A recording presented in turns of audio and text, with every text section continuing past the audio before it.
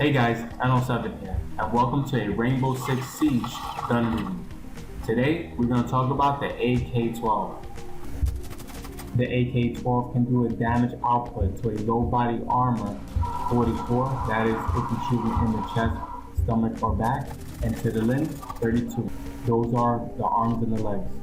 That will make it to a 3 or 4 shots with a suppressor, 4 to 5. To a medium armor, it will do 39 to 29. That will make it 3 to 4 shots with a suppressor, 4 to 5. And to a high body armor, 35 to 22. That will translate to 3 to 5 shots. And with a suppressor, 4 to 6.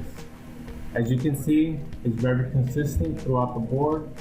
The reload time of this weapon is one of the fastest reloading time for the assault rifle, clocking in 2.4 seconds, and on the empty mag, 3.1.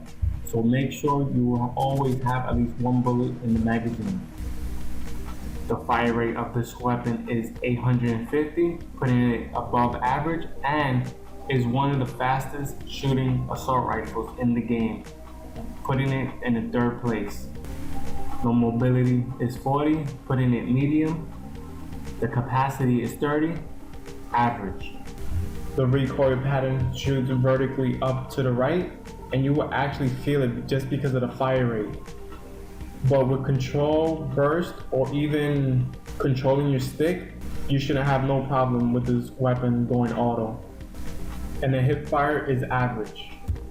The iron sights for this weapon is bad. I really don't like it, in my opinion, because you have this little narrow iron sights through the middle, and then the back sights is just bulky and just blocking, and I just don't like it. So bad.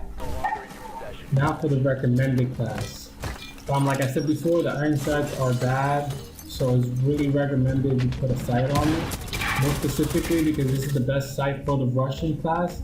The reflex sight is really clean, and as you can see right now in the video, you only have that little bump on the left side, but that doesn't really obscure your vision too much because you use aiming down sights.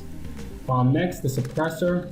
Obviously, just because the damage output of this weapon is already amazing, it's really good, and it's consistent throughout the body armors. And you can still feel the power behind the weapon. And obviously, you want to stay hidden from the enemies while you shoot. Next, you will want to put a grip on it. Just because of the weapon fire rate is high, this will control and reduce the vertical recoil. After that, the next attachment will be laser, making your hip fire small and more accurate. Between the two gadgets that fuse can use, either the breach charge or the stun grenade, they're both great in different situations, but I think the stun grenade is a better fit in the sense of you can use it. You could throw the stun grenade under the barricaded doors, and it would stun and blind the enemy. And this would be your perfect opportunity to use the special ability, which is the cluster charges. Then you could go around through another opening or another doorway or window, and then deploy the charges. And while they're distracted with that, you could break a barricade and kill them from behind. You can also use the cluster charges through wooden floors, walls, doors, or on some maps you can put them on ceilings. You can also use the cluster charges to counter Castle's special ability, which is the armor-plated barricade. They won't destroy the barricade, but you could shoot and see through it.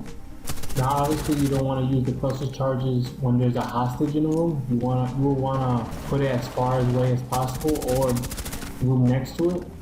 I can't stress this enough how many players have done this.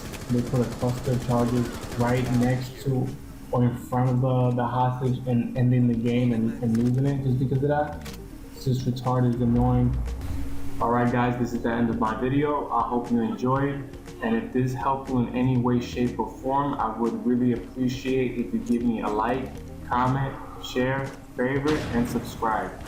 Until next time.